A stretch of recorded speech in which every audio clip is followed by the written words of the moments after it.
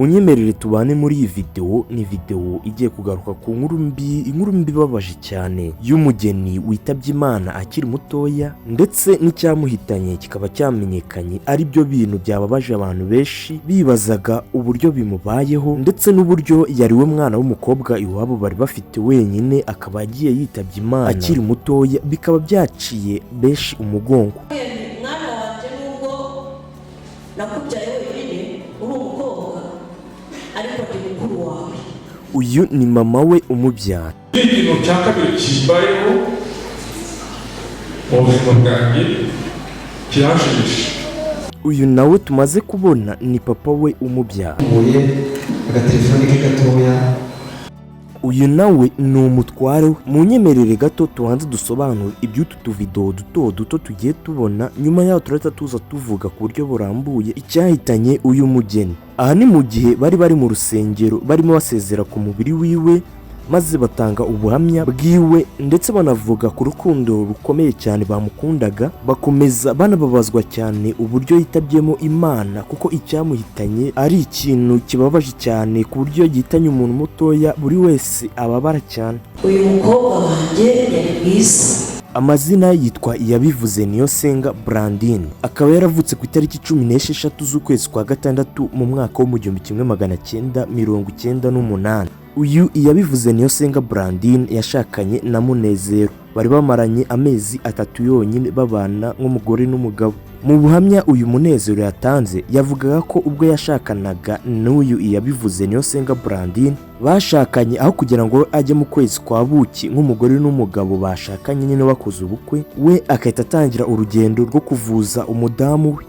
Ubwo byumvikane ko uyu Yabivuze Niyosenga Brandine yazize uburwayi, ndetse ubu burwayi bwatangiye akiri umukobwa yari imbere yo gushakana n'uyu Munezero, kuko ngo bahuraga agata ku mutwe ndetse umutwe umurya ku buryo budasanzwe, ariko icyo gihe hari hataramenyekana uburwayi nyamukuru iyi Yabivuze Niyosenga Brandine yari arwaye.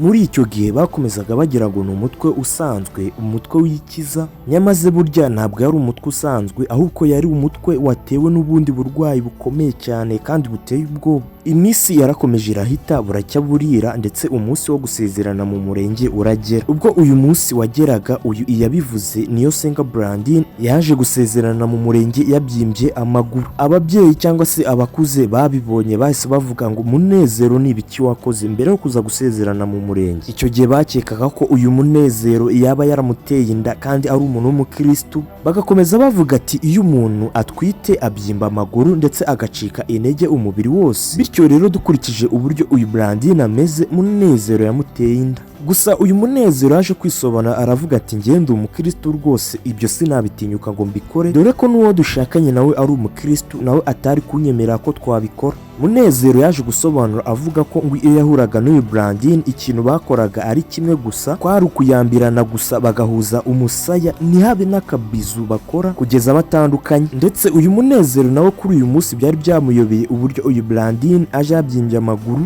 kandi nta mibonano mpuzabitsina bakoze ku buryo yaba yaramuteye inda.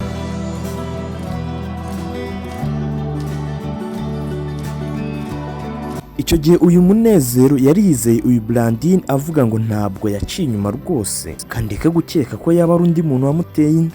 Barakomeje, umunsi w'ubukwe uragera, ariko uyu Brandine akomeza kurwara cyane, ndetse hahita hatangira urugendo rwo kugenda bamuvuza hirya no hino. Ubwo bamupimaga ibisubizo bya muganga byaje bigaragaza ko uyu Brandine yarwaye impyiko, ndetse impyiko zanamufashe cyane ndetse zamurenze, habura n'iminsi mikeya ngo bimugwe nabi. Muganga yahise amubwira ko agomba guhita atangira gukora dialyse kugira ngo iminsi ibashe kwicuma. Iyi dialyse yagombaga kuyitangira ku wa mbere wagombaga gukurikiraho. Ubwo iyo rendez-vous yari iri ku wa mbere ya dialyse, umugabo yaratashye asanga uyu mudamu wiwe yituye hasi yahwereye, ahita amwambika yihuta cyane bamujyana kwa muganga. Nyuma y'igihe gitoya nibwo uyu Yabivuze Niyosenga Brandine yahise ashiramo umwuka, ubwo yari yitabye Imana.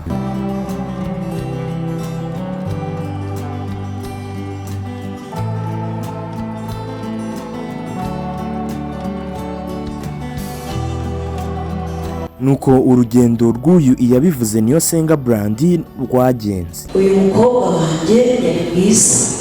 Mureke twese tumwifuriza ati Imana imwakire mu bayo. Rimwe na rimwe uyu mubiri tuwitaho ariko ntutwiteho. Niyo mpamvu tugomba kumenya ko turi mu isi nk'abagenzi, buri wese umunsi we wo kuva muri uyu mubiri uzagera. Ndabashimiye cyane ababanya natwe muri iyi video. Nge nitwa Olivier, Imana ibarinde.